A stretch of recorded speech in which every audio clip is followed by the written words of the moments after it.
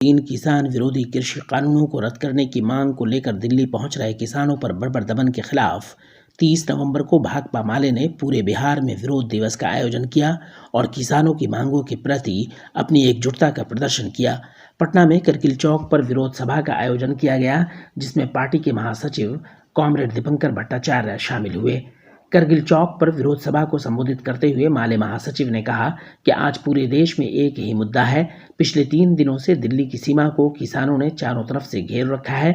ऐसा लगता है कि देश की मोदी सरकार किसानों से जंग लड़ रही है। दीपंकर भट्टाचार्य का कहना है कि किसानों की मांग थी कि सरकार न्यूनतम समर्थन मूल्य की गारंटी करे। खेती के लागत का 1.5 गुनी कीमत तय करने की सिफारिश स्वामीनाथन आयोग ने की थी, लेकिन सरकार उसे केवल कागज पर लागू कर रही है, जमीन पर वो कहीं लागू नहीं है। ये किसानों के साथ बड़ा धोखा है। सरकार ने मंडियों को तोड़ दिया। मंडियों के टूटने का हश्र हम बिहार में देख चुके हैं। बिहार में नीतीश के शासन में 2006 में मंडियां खत्म कर दी गईं। यदि मंडियों को तोड़ने से किसानों की तरक्की होती तो बिहार के किसान आज समृद्ध हो जाते, लेकिन बिहार के किसान सबसे गरीबी की हालत में हैं। लोगों ने कह दिया कि बिहार में जिस प्रकार से नीतीश जी ने खेती को चौपट किया, उस रास्ते पर देश की खेती नहीं जाएगी। देश की खेती किसानी को हम बर्बाद नहीं होने देंगे। सरकार कहती है कि यह आंदोलन विपक्ष के उकसावे पर हो रहा है, लेकिन पंजाब के अंदर विपक्ष में अकाली दल, भाजपा और आप है। पूरा पंजाब किसानों का साथ दे रहा है। यहाँ तक कि अकाली दल के नेता ने मंत्रिमंडल से इस्तीफा दे दिया है। इसलिए मोदी सरकार किसानों के बारे में अनाप शनाप बोलना बंद करे और दुष्प्रचार बंद करे।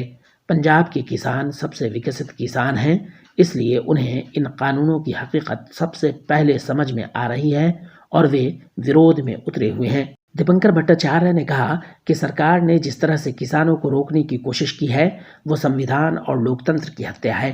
किसानों का वोट लेकर सत्ता में आई इन सरकारों ने सारे नियम तोड़ दिए। हरियाणा में खट्टर की सरकार ने सड़कों को खोद दिया ताकि किसान दिल्ली न पहुंच सकें। किसान दिल्ली न पहुंचे, इसकी पूरी व्यवस्था की गई।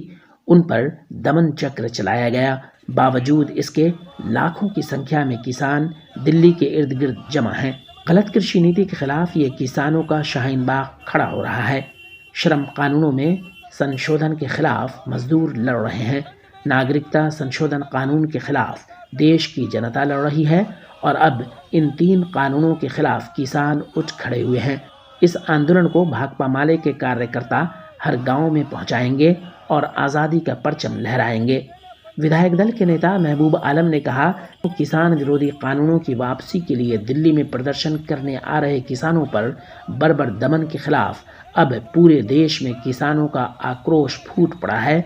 एक ओर किसानों की दुश्मन मोदी सरकार और कॉरपोरेट घराने हैं, तो दूसरी ओर किसान और उनके समर्थन में देश की जनता है।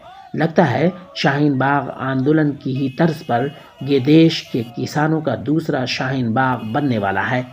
सभा को एप्पा की महासचिव मीना तिवारी, एक्टू के महासचिव RN ठाकुर ने भी संबोधित किया।